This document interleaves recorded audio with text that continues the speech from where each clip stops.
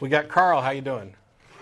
Hey, Hi. have you ever gone out of your comfort zone and gone into nature, been on your own with no friends around, nobody, just yourself, thought to yourself, who's behind all this? I'm talking about... Who's behind what?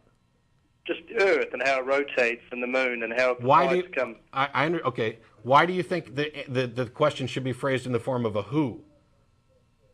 Well, I mean, it's bigger than man, isn't it? Well, yeah, there's so's lots an of elephant. stuff that's bigger than me. What think you of this fool, Malvolio? You cuts!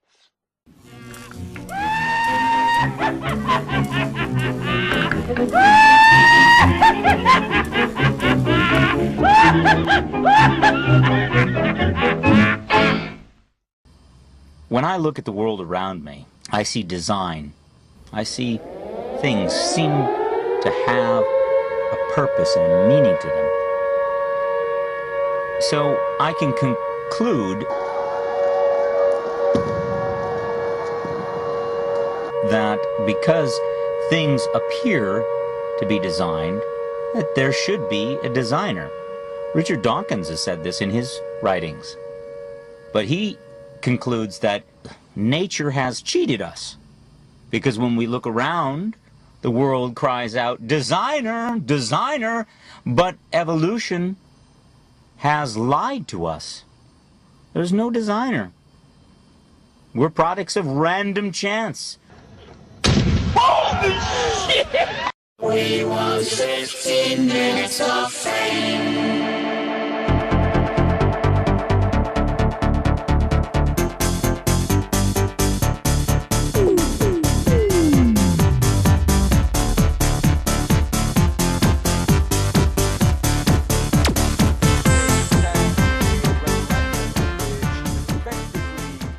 Makes a ruling that if any future mosques are ever built, they won't be allowed to be built with a minaret. Now, seriously, I mean, how ignorant are some people? I don't know, maybe it's just me, maybe I'm just naive, and there are some incredibly ignorant people out there. He's a wanker, and it does seem good like it bloody well should. He's a wanker, and he's always pulling his plug. He's a wanker, I'm a wanker. I would like to make people aware of a situation that has arisen here in the UK regarding a matter of freedom of speech. What this bloke's referring to, Shazulu, is the case of two Christian hoteliers in Liverpool exchanging unpleasantries at the breakfast table with a female Muslim guest. The incident provided an unmissable opportunity for someone religious to be offended. Now there's a change. And the whole matter ended up in court as a complete waste of time and public money. Mr. Portaloo, as I'm now going to christen him, confesses in his video that he hadn't a clue about how the incident unfolded or what was said and to whom, but that didn't prevent him from supporting the couple by describing their antics as exercising the right to free speech. Well, whoever was to blame, there's a couple of things we can be fairly certain of. One, Basil and Sybil Fawlty Mark II are very unlikely to win any awards for customer service. And two, whenever freedom of speech for Christians is attacked, we can always rely on the holier-than-thou brigade scuttling to their defence. And they're normally the same sort of people who whinge on about Christian persecution, but wouldn't dream of defending the rights of those rejecting the rigid interpretation of Christian morality, such as gay people, women wanting to become priests, or abortionists, because, well, that might offend God, and, well, we can't have that, can we? Now, I'm all in favour of free speech, even when it facilitates the talking of shite. But I have to wonder what his reaction would have been if the alleged offending remarks had come from the Muslim side. But hey, does it matter? Personally, I hope the various religious factions insult each other till the end of time, because it would leave less time to pursue the ridiculous nonsense of creationism and intelligent design.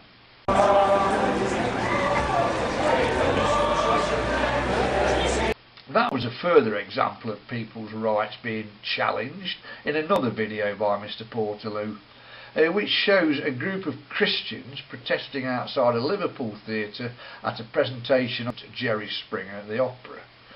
The play was described by one religious pressure group as a contemptible mockery of our Lord. But on the upside, it did, again, provide a golden opportunity for Christians to do what they do best, which is professing a righteous indignation on everyone's behalf, wailing and gnashing of teeth, and displaying outrage at this clear violation of public decency. Tut, tut, tut. The footage shows the Blue Rinse Brigade taking offence on God's behalf while singing hymns and helpfully praying for our stained and corrupted souls. I mean, this gaggle of jumped up self-appointed moral guardians are here to remind us of how we're all sinners, and more importantly, how fortunate we are having the custodians of all that's good and righteous to look after our interests. Unfortunately, there's no mention of the theatregoers' interests, and the accompanying strapline on Mr. Portaloo's video unsurprisingly describes the production as, guess what, blasphemy. Well, let's hope on this occasion he actually witnessed the subject matter before choosing to be offended. This hand-wringing moral crusade was organised by right-wing pressure group Christian Voice and led by part-time guano collector and full-time sanctimonious arsehole Stephen Birdshithead Green, who marshalled his picket line of self-righteous cretins as saviours lest we slip into the cesspit of moral decline. This is the same nasty piece of shit, that's the best I can say about him, who wants to overturn the law on marital rape, which means a husband could legally force his wife to have sex. He endorses the Ugandan government's decision to impose the death penalty for gay people, and he's persistently intimidated cancer charities into refusing donations received on behalf of Jerry Springer the Opera.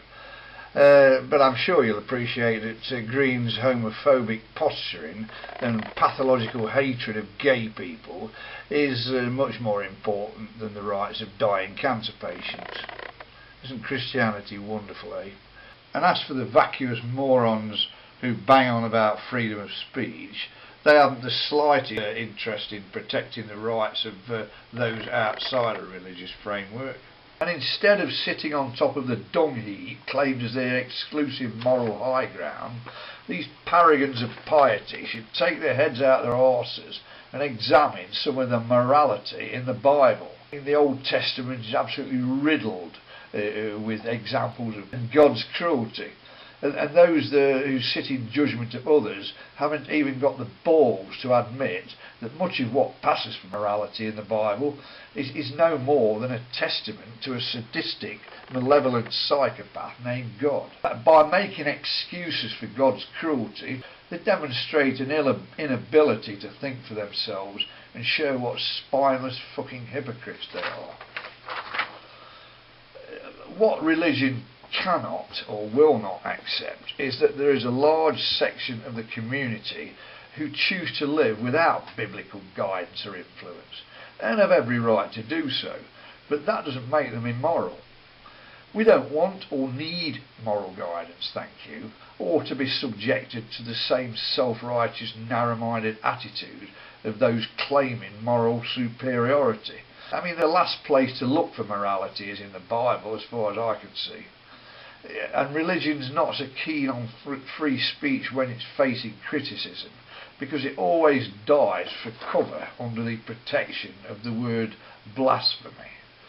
And the insufferable middle-class control freaks who are behind all this are only tolerated at all because we live in an establishment-run society which sycophantically indulges small-minded right-wing clackheads like Green and his cohorts. Because the only freedom of speech they approve of is for those subscribing to restrictive and repressive religious ideology. And if that's Christianity, well, God help us. Well, here's some free speech. The sooner religion realises that it has no right to impose its will on the rest of society, the quicker the battle between atheism and theism will subside. I'd wager any amount of money that atheists would be quite content to live side by side with Christians or any other religious denomination if religion would confine itself to being a private salvation instead of a public nuisance. Thank you.